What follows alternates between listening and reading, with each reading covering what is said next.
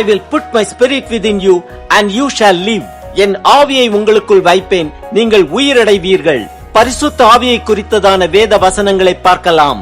1 Samuel 10:6 வாசிக்கிறோம். அப்பொழுது கர்த்தருடைய ஆவி உன்மேல் இறங்குவார், நீ அவர்களோட கூட தீர்க்க தரிசனம் சொல்லி வேறு மனுஷனாவாய். ஏசாயா 59:21 வாசிக்கிறோம். உன் மேல் இருக்கிற என் ஆவியும் நான் உன் வாயில் அருளின என் வார்த்தைகளும் இது முதல் என்றென்றைக்கும் உன் வாயில் இருந்தும் உன் சந்ததியின் வாயிலிருந்தும் உன் சந்ததியினுடைய சந்ததியின் வாயிலிருந்தும் நீங்குவதில்லை என்று கர்த்தர் சொல்லுகிறார். இது எனக்கு அவர்களோடு இருக்கும் என் உடன்படிக்கை என்று கர்த்தர் சொல்லுகிறார். ஏசாயா 11:2 வாசிக்கிறோம். ஞானத்தையும் உணர்வையும் அருளும் ஆவியும், ஆலோசனையையும் பலனையும் அருளும் ஆவியும், அறிவையும் கர்த்தருக்கு பயப்படுகிற பயத்தையும் அருளும் ஆவியுமாகிய கர்த்தருடைய ஆவியானவர் அவர் மேல் தங்கியிருப்பார். எசேக்கியேல் 37:14 வாசிக்கிறோம். என் ஆவியை உங்களுக்குள் வைப்பேன், நீங்கள் உயிரடைவீர்கள். நான் உங்களை உங்கள் தேசத்தில் வைப்பேன், அப்பொழுது நான் கர்த்தர் என்று அறிந்து கொள்வீர்கள். இதை சொன்னேன், இதை செய்வேன் என்று கர்த்தர் உரைக்கிறார் என்று சொல்லேன்றார். எசேக்கியேல் 11:19 வாசிக்கிறோம்.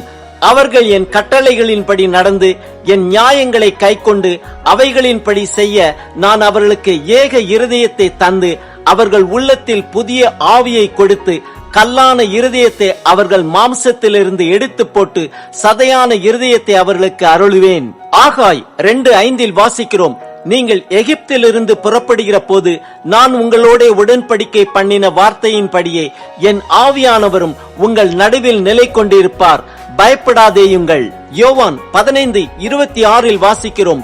பிதாவின் இடத்திலிருந்து நான் உங்களுக்கு அனுப்ப போகிறவரும் பிதாவின் இடத்திலிருந்து புறப்படுகிறவருமாகிய சத்திய ஆவியான தேற்றரவாளன் வரும்போது அவர் என்னை குறித்து சாட்சி கொடுப்பார். அப்போஸ்தலர் 2:2-3-4 வாசிக்கிறோம். அப்பொழுது பலத்த காற்று அடிக்கிற முழக்கம் போல வானத்திலிருந்து சடுதியாய் ஒரு முழக்கம் உண்டாகி அவர்கள் உட்கார்ந்திருந்த வீடு முழுவதையும் நிரப்பிற்று.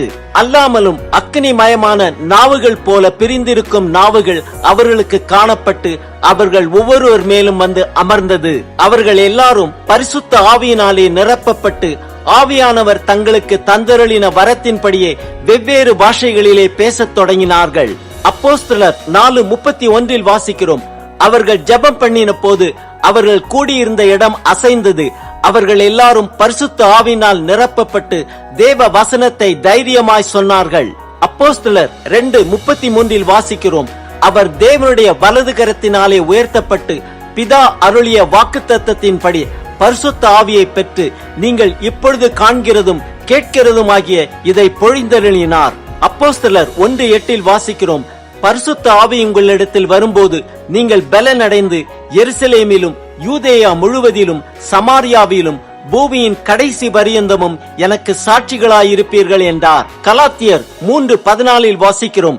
ஆபிரகாமுக்கு உண்டான ஆசீர்வாதம் கிறிஸ்து இயேசுவினால் புறஜாதிகளுக்கு வரும்படியாகவும் ஆவியை குறித்து சொல்லப்பட்ட வாக்குத்தத்தத்தை நாம் விசுவாசத்தினாலே பெரும்படியாகவும் இப்படியாயிற்று. எபேசியர் 1:13-14 வாசிக்கிறோம். நீங்களும் உங்கள் இரட்சிப்பின் சுவிசேஷமாகிய சத்திய வசனத்தை கேட்டு விசுவாசிகளான போது வாக்குத்தத்தம் பண்ணப்பட்ட பரிசுத்த ஆவியால் அவருக்குள் முத்திரை போடப்பட்டீர்கள். அவருக்கு சொந்தமானவர்கள் அவருடைய மகிமைக்கு புகழ்ச்சியாக மீட்கப்படுவார்கள் என்பதற்கு ஆவியானவர் நம்முடைய சுதந்திரத்தின் அச்சாரமாயிருக்கிறார். தீத்து 3:5 வாசிக்கிறோம். நாம் செய்த நீதியின் கிரியைகளின் நிமித்தம் அவர் நம்மை ரட்சியாமல் தமது இரக்கத்தின்படியே மறுஜென்ம முழுக்கினாலும் பரிசுத்த ஆவியினுடைய புதிதாக்குதலினாலும் நம்மை ரட்சித்தார். 2 பேதுரு 1:21 வாசிக்கிறோம். தீர்க்க தரிசனமானது ஒரு காலத்திலும் மனுஷருடைய சித்தத்தினாலே உண்டாகவில்லை. தேவனுடைய பரிசுத்த மனுஷர்கள் பரிசுத்த ஆவியினாலே ஏவப்பட்டு பேசினார்கள். யூதா 1:20-21 வாசிக்கிறோம்.